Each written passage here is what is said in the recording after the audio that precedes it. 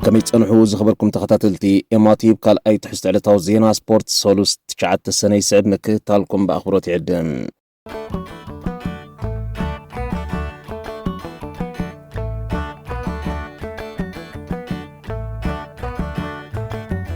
ካብ ዓበይቲ ኣዳለውቲ ዓምድታት ስፖርት ቢቢሲ ስፖርት ዝኾነ ዳል ጆንሰን ድሕርቲ ኣዛራብ ዛዕባ ዋንጫ ዓለም 2026 ኮይኑ ዘሎ ምኽላእ ናብ ኣሜሪካ ምእታው ሶማላዊ ዳኛ ዑመር ኣርታን ፊፋ ነቲ ይውንነ ዝብሎ ውድድር ዋንጫ ዓለም ከም ዘይውንኖ ድዩ ዘርእየና ዝብል ኣርእስቲ ዝሃቦ ትሕዝቶ በዚ ዝስዕባ ኣቕሪቦ ንረኽቦም። ደገፍቲ ናብ ኣሜሪካ ኣትዮም ዋንጫ ዓለም ንምዕዛብ ዕንቅፋት ቪዛ ከጋጥሞም ምዃኑ ካብ ነዊሓት ሒዝና ዝተጸበናዮ ስለ ዝጸንሐ ከም ኣርእስቲ እናሃሰሰይ ክመጽእ ጸኒሖም። ዳኛ ቪዛ ተኸሊኡ ምእታው ክስእን ግን ፈጺምና ዝተጸበናዮ ኣይነበረን። ዋንጫ ዓለም ንኹሉ ሕብረተሰብ ዓለም ተጻወቲ ደገፍቲ ድያኑን ከሕብር ይመትከላቶም። እቲ ቁጽሪ ሓደ ዳኛ ኣህጉር ኣፍሪቃ ከይሳተፎ ይኽላእ እንተልዩ ግን ኣበይ ዘሎ መትከላት ፊፋ? ኣርታን ምስ 51 መሳርሕቱ ድያኖኡ ኣብ ሃገራዊ ምዕሩፈ ነፈርቲ ማያሚ ወሪዶም ን11 ሰዓታት ብኢሚግሬሽን ተታሒዙ ድሕሪ ምውዓል ግን ናብ ኣየር ተመሊሱ ካብ ኣሜሪካ ከም ዝወፅእ ተገይሮም። ድሕሪ ከምዚ ዓይነት ተርእዮ ምግጣም እውን እንተኾነ ኣርታን ኣብ ቱርክ ኮይኑ ይጽበብ ዝነበሮ ፊፋ ኣሳሊጡ ክመልሶ ትጽበብ እሞ ካብ ተሳትፎ ዋንጫ ዓለም ከም ዝተኣልየ ክገልጽ ምስ ሰማዕካየ ግን ካብ ሜዳ ወጻኢ ከስምዕ ዘይክእል ውድብ ምዃኑ ኣብ መደምደምታ ትበጽሕ። ሩስያን ቀጠርን ዋንጫ ዓለም ብምስንደአን ብዙሕ ተነቒፈን እየን። ናይ 2026 ዋንጫ ዓለም ኣብተን ሽዑ ነቐፍቲ ዝነበረ ሃገራት ዝእንገድ ምስ ምዃኑ ግን ብጽፉፍ ተወዲቡ ክሓልፍ ትጽቢት ዝነበረ እንተኾነ ግን እቲ ዝበኣሰ ኣርእስታት ዘሰንዮ ዕግርግር ዋንጫ ዓለም ተቐይሩ ንዕዘቦ ኣለና። ክብሪ ዋጋ ትኬታትን መንብሮን ኢሉ ጀሚሮም መጓዓዝያ ካብን ናብን ክትንቀሳቐስ ዘሎ ክብሪ ዋጋታት ልዕሊ ዓቕን ዝበዝሐ ደጋፊ ዝወፅእ እዮም። ካብዚ ሓሊፉ ግን ንኢንተርናሽናል ድያኑ ምኽላእ ቪዛ ተወሲኽዎ ኣብ ስፖርት ክትሰምዖ ዘይትብህግ ዜናታት ዝዓብልሎ ዋንጫ ዓለም እናኾነ ይኽፈት ኣሎ። 2025 ኣርታን ንመዛዘመ ጸወታ ቻምፒዮንስ ሊግ ኣፍሪቃ ዝዳነየ ዝበለጸ ዳኛ ተዓመት እዮም። ፊፋ ንዓቕሙ ተዓዚቡ ኣብ ዋንጫ ዓለም ትሕቲ 20 ዓመት ቺለ ንክዳን ፀውዒዎም 3 ጸወታት መሪሖም ንናይ ደረጃ ግጥም ከይተረፈ መጋቢት 2026 ድማ ማንም ዳኛ ዝሓልሞ ኣብ ዋንጫ ዓለም ክዳን ምዃኑ ተሓበሮም። ዝሓለፈ ሰሙን ናብ ኣሜሪካ ቅድሚ ምብጋሱ ምስ ቢቢሲ ኣካይድዎ ብዝነበረ ቃለ መጠይቕ ናይ ማንም ዳኛ ሕልሚ ኣብ ዋንጫ ዓለም ጸወታ ምምራሕ እዩ። ተመሪጽካ ከም ዘለኻ ምስ ተነገርካ ነዊሕ ዓመታት ዝጸዓርካሉ ኣብ ምዕራፉ ምብጽሑ ትርዳእ። ንዓመታት ዝጸዓርክሉ ፍረ ረኺበ ኢሎም። እቲ ቀዳማይ ሶማላዊ ዳኛን ካልኣይ ዝነኣሰ ዳኛ ኣብ ዋንጫ ዓለም ዝዳነየ ዝብሉ ክብርታት ከጽሕፍ እናተጸበየ ግን ብፊፋ ተመሊሱ ናብ ኣሜሪካ ክኣቱ ከም ዘይኮነ ተነጊርዎ ካብ ክጽበየላ ዝጸንሐ ሃገር ቱርኪ ናብ መቃድሾ ሶማል ኣብ ምምላስ ይርከብ ኣሎ። እዚ ዳኛ ነታ ዝዓበየት ጋዜጣ ሕቡራት መንግስታት ኣሜሪካ ኒውዮርክ ታይምስ ኣብ ምዕሩፎ ነፈርቲ ማያሚ ን11 ሰዓታት ዘጋጠሞ ተጽዕኖ ክዕድላ እንከሎ ቁኑዕ ረቓቕቲ ሒዘ ቀሪበ። ቁኑዕ ቪዛውን ነይሩኒ ምክንያቱ ብልክዕ ዘይተነገረኒ ግን ተመሊሰ ኢሎም። ኣብ ዋይት ሃውስ ንጉዳያት ዋንጫ ዓለም 2026 ዝመርሖ ዘሎ ኣንድሪው ጋልያኒ ነዚ ጉዳይ ኣመልኪቱ ሕቶ ብዝቐረበሉ ንውሽጢ ኣትየ ዝህቦ ሓበሬታ ክህልወኒ ይኮነን ነቲ ዝተወስደ ስጉምቲ ግን ይድግፎን ቁኑዕ ምባሉ ኣብዚ ዋንጫ ዓለም ማንም ሰብ እንተዘይተደልዩ ዝሃለወ ስምን ዝናን ይሃልዎ ካብ መንግስቲ ኣሜሪካ ፍሉይ ሓለፋ ክወሃቦ ከም ዘይኮነ ይዘረድም። ተጻዋታይ ኣርሰናል ዝነበረን ተንታኒ ኩዕሶ እግሪ እንግሊዝን ኣውሮጳን ኢያን ራይት ናይ ዕግርግር ዋንጫ ዓለም ክብል ይሰይምዎም። ዑመር ኣርታን ካብ ኣሜሪካ ክስጎግ ተገይሩ ዘሎ ፕሬዚደንት ዝሃገር ዶናልድ ትራምፕ ደጋጊሙ ንሶማላውያን ጋርቤጅ ብእትብል ቃል ክገልጾም ዝጸንሖ ምኽንያት ክኸውን ይኽእል እዮም። ሃገራዊት ጋንታ ኖርዌይ ናብ ኣሜሪካ እቱ ምስ በለት ናብ ፊፋ ሓደ ሕቶ ምቕራባ ይፍለጥ እዮም። ንሱ ድማ ፊፋ ኣብ መትከላቱን ሕጋጋቱን ዘይነበረ ሽልማት ሰላም ንፕሬዚደንት ዶናልድ ትራምፕ ዝሃቦ ክስርዞም። እቲ ዝሓለፈ ዓመት እመኑኒ ዝኾነ ሰብ ካብ ዝኾነት ሃገር ናብ ኣሜሪካ ኣትዩ ኣብ ዋንጫ ዓለም ክሳተፍ ጸገም ዝበሃል ክህልዎ ኣይኮነን ክብል ተመባጽዒ ዝነበረ ፕሬዚደንት ፊፋ ጃኒኒ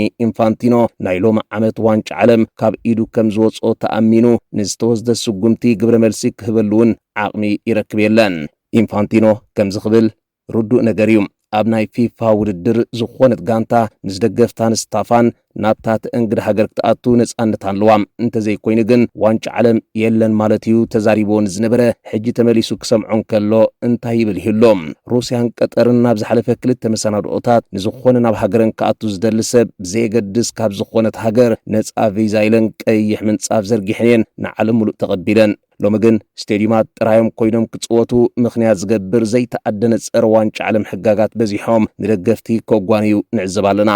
ንዜና ዑመር አርታን ስዒቡ ሎሚ ተዘርጊሑ ዘሎ ካልእ ኣደንፃዊ ሓበሬታ ድማ ፌደሬሽን ኩዕሶ እግሪ ኢራን ብደገፍቱ ንክዕደግ ብፊፋ ተዳልዩ ዝነበረ ቲኬታት ብሎክ ከም ዝተገብረን ኢራናውያን ንቐዳማይ ፀወታ ሃገራዊት ጋንቶኦም ቲኬታት ክዕድጉ ከም ዘይከኣሉን ኣፍሊጦም ፊፋ ንክልተ ተጋጠምቲ ሃገራት ነፍሲ ወከፈን 800 ሚእታዊት ዝዕደግ ቲኬታት ይቅርበለን እዩ ናይ ኢራን 800 ሚእታዊት ቲኬታት ግን ካብ ዕዳጋ ኣልይወሎም ብሕፅር ዝበለ ንዋንጫ ዓለም 2026 ፊፋ ዘይኮነ ኣሜሪካ ባዕላ ትቆፃፀሮ ከም ዘላን ብመትከላት ናይ ፊፋ ዘይኮነ ድማ ንዓኣ ብዝጥዕማ መገዲ ተካይዶ ምህላዋን ይዘረዳእና እንተደኣ ካብ ዝበለፁ ደያንኡ ናብዚ ውድድር ከምፅእ ዘይፍቀዶ ኮይኑ ፊፋ ክብል ጽሑፉ ዓፅዩ ኣብ ቢቢሲ ስፖርት ኣዳላዊ ዓምድታት ዳሊ ጆንሰን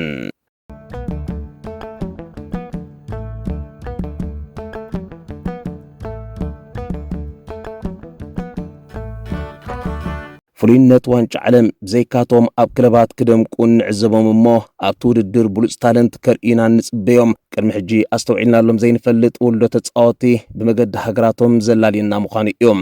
ተሳተፍቲ ሃገራት ካብ 32 ናብ 48 ጋንታት ብምዕባዩ ቁፅሪ ተፃወቱን ቅድሚ ሕጂ በፂሕዎ ናብ ዘይፈልጥ 1248 ዓብዪ ይርከብ እቶም 891 ካብኣቶም ንመጀመርያ ጊዜኦም እዮም ኣብ ዋንጫ ዓለም እግሮም ከንብሮም معكن زينا بي بي سي سبورت نزوم دسعبو 20 تصفوات تتصاوتي أوانش عالم 2026 فولي تالنت كنريئلو مينا كتبل أغريباتهم علام توتنهام ناب هامبورغ ألك حتى تسأنحت ود 19 عمت مأكل تخلاخلاي لوكا فوسكوفيتش كرواتيا ود 10 عمت كافالي باير لوفركسن إبراهيم مازا الجيريا ود 10 عمت مأزنات كعي هوفنهايم بازمونا توري ايفري كوست ود 22 عمتا كافالي تشيفاز غوادالارا بريان غوتيريز مكسيكوم اب سبورتين ليزبن دمقطع عمت زحلف ود 28 عمت لويس سواريز كاب كولومبيا ود 26 عمتات كعي محمد امورا الجيريا ابال ايطالياويت كلب كومو ود 22 عمت صقامات كعي علي جاسم عراق ود 22 عمت ماكل تخلاخلاي بارما اليساندرو كريكاتي استراليا ود 26 عمتا كافالي الاتحاد حسام اور الجيريا ود 18 عمت موروكاوي اكافال كلب ليل ايوب بوادي موروكوم ود 23 عمتات كعي كلب تشيفاز غوادالارا ارماندو غونزاليز مكسيكوم ود 10 عمتا كافالي فرانكفورت كان اوزون تركي ود 18 عمت مأزنات كعي ريد بول سالزبرغ كريم الابيغوفيتش كاب بوزنيا هرزغوفينا مأكل تغلاخلاي كلب كولورادو رابيدس لوكاس هيرينغتون كاب هاغراويت غانتا أستراليا يمانات كعي كلب ستراسبرغ ود 10 عمت موروكاوي قسيمة ياسين أب كلب كومو دميقون ريال مدريد تشيت زلو ود 21 عمت أرجنتيناوي نيكو باز مس كلب بي اس في ايندهوفن أب هولاند شامبيون زخونه ود 23 عمتات كعي ريكاردو بيبي كاب حبرات منكسات أمريكا ود 10 عمتا كافال كلب هامبورغ يوهان مانزامبي كاب سويزرلاند ود 17 عمتا كافال كلب تيوانا ألبرتو مورا كاب مكسيكوم كومدما مس كلب بي اس جي كتنبر تسمامعي كم زلو زقلץ ود 19 عمت ايفري كوستاو مأزنات كعي اربي لايبزيغ يان ديوماند ايوم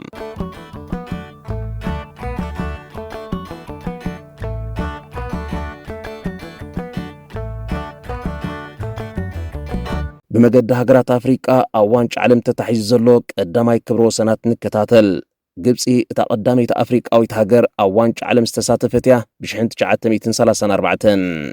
تونيزيا تقدمي أفريقيا أو يتهجر أوانش علم صوتا استعوتتيا بشحن 978 كاميرون قدامي أفريقيا أو يتهجر أوانش علم ربع فتس أميز رقص أتنيرة بشحن 909 موروكو كلتا كبرو سنات هلوام اتقدماي بشحن 986 قداميت أفريقاويت هاجر نمدبا مريحاك تحلف زخالتو اتكال اين زدمق اندما او كلتا شحن 22 قداميت أفريقاويت هاجر فرق فتس أميز رقص زخونت اللوم دوب أفريقا اتاناي مجمري أفريقاويت هاجر نوانشا علم كتا انقدز بقعتها بخلتا شحن 10 كساب زاق جزيدما نايبينا تاريخ كويني قدسلا اللوم በዝጋጣሚ አህጉር አፍሪቃ ኣብ ታሪኹ ሎም ዓመት ዝበዝሓ ተሳተፍቲ ሃገራት ልኢኹሉ ዘሎ እዩ። ትሽዓተ ብቐጥታ ዝሓለፋ ዲሞክራሲያዊት ሪፓብሊክ ኮንጎ ድማ ብመጻሪ ዘርከበተን 10ይቲ እዘን 10 ሃገራውያን ጋንታት ኣብ መሳልል ፊፋ ሒዘንኦ ዝኣትዋ ዘለዋ ደረጃ ምስ ንርኢ ሞሮኮ ሻምነይቲ፣ ሴኔጋል መበል 14፣ ግብፂ መበል 28፣ ኣልጀርያ መበል 29፣ ኣይቨሪ ኮስት መበል 34፣ ቱኒዝያ መበል 44፣ ዲሞክራሲያዊት ሪፓብሊክ ኮንጎ መበል 46፣ ደቡብ ኣፍሪቃ መበል 60፣ ኬፕ ቨርደ መበል 69፣ ጋና ድማ መበል 74።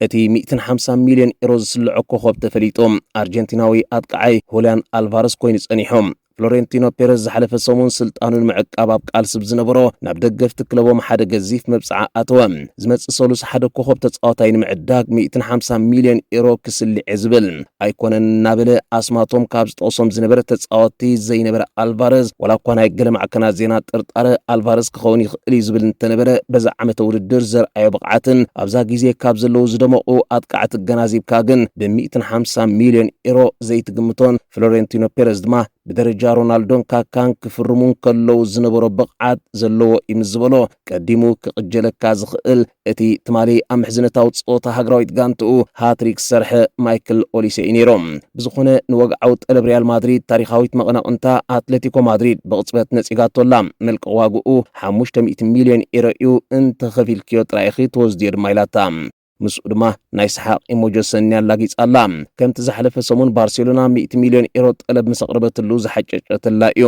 ኣትሌቲኮ ማድሪድ ድሒራ 4 ነጥብታት ዝሓዘላ ግጹን ጽሒፋያ ሓደ ካብኡ ልዕሊ ባርሴሎና ኣስሒቕ ክንዝብል ይርከቦም። ካብቲ ማለት ሒዙ ሪያል ማድሪድ ንሁሊያን ኣልቫረዝ ጠለብ ከተቕርብ ምዃና ተፈሊጡ ሓዲሮም ንወኪል ኣልቫረዝ ሕቶ ምስ ቀረበሉ ዝህቦ ሓበሬታ የብለይን ክብል ትመሪጾም። ባርሴሎና ብ100 ሚልዮን ዩሮ ትፍትነሉ ዝነበረት ብሪያል ማድሪድ ናብ 150 ሚልዮን ዩሮ ካብ ተሰቕለ ካብዚ መስርሕ ትስሕብ ትመስል። ከምኡውን ኣብ ዘጥቃዓይ ተገዳስነት ከም ዝነበረን ዝተገልጻ ኣርሰናልን ፒኤስጂን ኣትሌቲኮ ማድሪድ ንመሸጣ ሁሊያን ኣልቫረዝ ኣመልኪታ ምዘን ክልተ ናይ ሃገራ ዓርሞሸሽ ክለባት ክትረዳዳ ሸውሃት ከም ዘይብላ እዩ ዘርኢ። ሪያል ማድሪድ እዚ መስርሕ ክሰልጣን ተዘይክኢሉ ናብቶም ብግምት ማዕከናት ዜና ኣስማቶም ክጽውዑ ዝቐነዩ ማይክል ኦሊሴ፣ ቬቲንያ፣ ጃኦ ነቨስ፣ ክቫራሽኬልያ ዝመሰሉ ከዋኽብቲ ዝግዜ ከተብል እንተኾይና ዝተፈልጠ የለን። ብዓይኒ ንስሪ ክርአን ከሎ ዝጠለብ ሪያል ማድሪድ ፍሎሬንቲኖ ፔሬዝ መብጽዑ ክፍጽም ፈቲኑ እዩ ኣትሌቲኮ ማድሪድ ዘየለ ፍርቂ ቢልዮን ዩሮ ስለ ዝሓተተ ጥራይ እዩ ዘይተዓወተሉ ተባሂሉ ነጻ ከም ዘግድፎ ፈሊጡ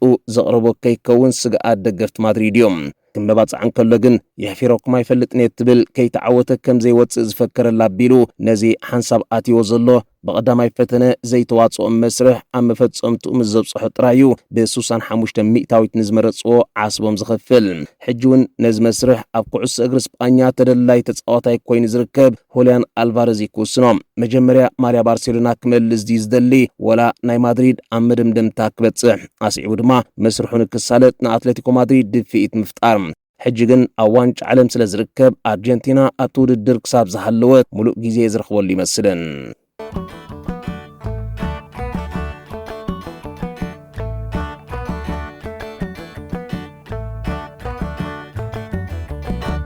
ኣብ መወዳእታ ተወሳኺ ዜና ንደገፍቲ ቸልሲ ዘገረመ እቶም ሃገራውያን ጋንታቶም ዝጎሰዮኦም ጃዋ ፔድሮን ኮል ፓልመርን ኣብ 14 ደቕ ዝንውሓታ ሓጻር ፊልም ማዶና ምስታፎም ኣርእስቲ ሰሪሖም ኢሎም። እዞም ክልተ ተቃዕቲ 10 ተርታ ፕሪምየር ሊግ ሒዛ ካብ ኩሉ ኣውሮጳ ውድድራት ኣብ ዝወፀት ቸልሲ ብፍላይ ፓልመር ድኹም ብቕዓት ከርእን ከሎ ዣኦ ፔድሮ ግን ብብራዚል ከጸውዑ ዝኽእል ኣብ 25 ሾታት ተሳቲፉ ክነሱ አንቸሎቲ ግን ንኔይማር ክመርጽ ጸቕጢ ስለ ዝበርትዖ ጻውዒት ከቕርበሉ ይከኣለን። በዚ ድማ እኹል ናይ ዕረፍቲ ግዜ ረኺቦም ካብ ዘለዉ ተጻወቱ እዮም። ኣብዛ ንትወፅእ ሓዳስ ኣልቡማ መልኪታ ዘርጊሓታ ዘላ ሓጻር ፊልም ኣብ ናይ ዩቲዩብ ቻነላ ዘርጊሓታ ዘላ ማዶና ምስ ክልተ ካልኦት ኣብ ዓይኒ ምድሪ እናሸኑን ከለው ብድሕሪኦም ተንኪፋቶም ተሓልፍ እሞ ግልጽ ምስ በልዋ ኢኻ ዘይትጽበዮም ተጻወቲ ኩዕሶ እግሪ ኮይኖም ጸንሑኻ። ደገፍቲ ቸልሲ ግን ኣብ ከምዚ ዓይነት ናይ ማዶና ስራሕ ምስታፎም ከሓሚዎም ዝግብኦም ኣይኮነን። ምክንያቱ ማዶና ዕልልቲ ደጋፊት ክለቦም እያ። ብተደጋጋሚ ናብ ስታንፎርድ ብሪጅ እናመጸት ንጸወታ ቸልሲ ትዕዘብን ብቆንዲ ድማ ንናይ ደቂ ኣንስትዮ ጋንታ ቸልሲ ኣብ ጸወተአን እናተረኽበት ተተባብዕን ውሪትን 7 ግዜ ግራሚ ኣዋርድ ዝተዓወተት ኣርቲስትን እያ። ደገፍቲ ካልኦት ክለባት ግን ነዞም ናብ ዋንጫ ዓለም ብዘይ ምኻዶም ጉሆም ዝወድኡ ተጻወትቲ ቸልሲ ዋንጫ ዓለም ሕቁኡ ምስ ሃበካ ናብ ኣርትን እናበሉ በዛ ሓድሽ ስርሖም ክሕጭጭሎም ውዒሎም ኣለዉ። ንምክትታልኩም ይመስግን ኣብ ቀጻሊ ይራኸበና ሰሰናይ